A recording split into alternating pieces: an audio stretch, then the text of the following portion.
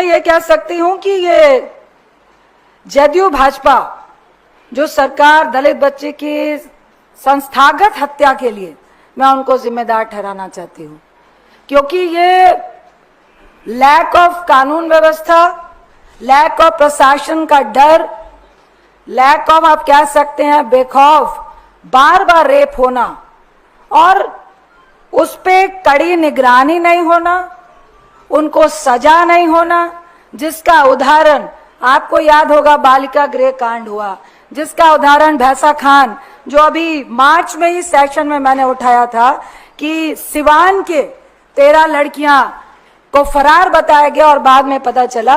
तो ये सरेआम इस तरह की घटनाएं हो रही हैं।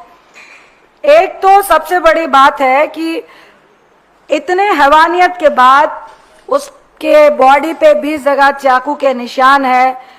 घटना के बाद जो हमारी महिला कांग्रेस की अध्यक्षता है वो उससे बच्ची से मिलने गई, 2 दिन उसको मुजफ्फरपुर के अस्पताल में रखा गया, उसकी हालात सुधर नहीं रही थी। तो स्वास्थ्य व्यवस्था की बातें जो लंबी लंबी होती हैं वो कहाँ पे है? जब कांग्रेस के वरिष्ठ नेताओं ने, वहां के लोकल नेताओं ने, इंक्लूडिंग हमारी महिला अध्यक्ष ने जब जाकर बच्ची से हालचाल पूछा और लगा प्रशासन को कि भाई पॉलिटिकल एक्टिविटी हो रही है, नहीं तो कहा जाता है कि आप रेप को पॉलिटिकल क्यों बना रहे हो, और जब तक पॉलिटिकल नहीं बने तो आप तो इलाज भी नहीं करते हो।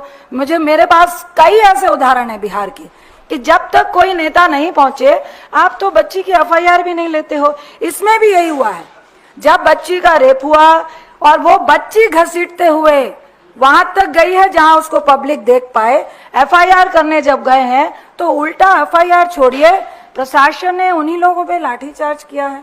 तो ये कहाँ का कानून है? कौन सी कानून व्यवस्था की बात करते हैं?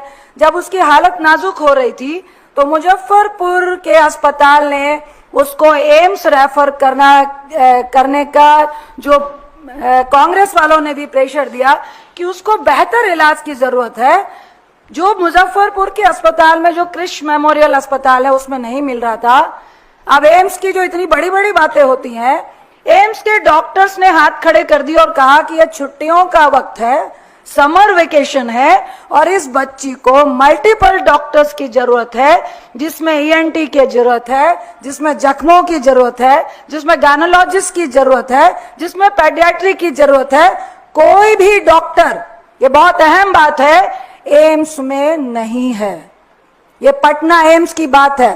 फिर उसको पीएमसीएच पटना में रेफर किया गया। पीएमसीएच के बाहर वो बच्ची एम्बुलेंस में 5 घंटे वेट करती रही और उसको अस्पताल में भर्ती नहीं किया गया। जब हमारे प्रदेश अध्यक्ष जो हमारी प्रदेश की जिला महिला अध्यक्ष है फातिमा जी, कई वरिष्ठ नेता लोग पहुंचे और वहां पे प्रेशर बनाया। 5 घंटे के बाद उस बच्ची को पीएमसीएच के बच्चा वार्ड में एडमिट किया गया। मैं एज एक महिला आपसे बताना चाहूंगी, ऐसी बहुत सारी घटनाएं बिहार में हुई हैं। यदि आप ना पहुंचे, 7 साल की बच्ची के साथ घटना हुई, मैं नाम नहीं लूंगी उस डॉक्टर का। उस डॉक्टर ने कहा कि मैडम ये मेरा काम नहीं है, ये तो मैं वेजाइना टीयर लिख सकता हूं। आप भी महिला हैं, आप भी किसी के बहन होगी, बच्ची होगी, मेरी भी बच्ची है, क्या रेप नहीं दिखेगा?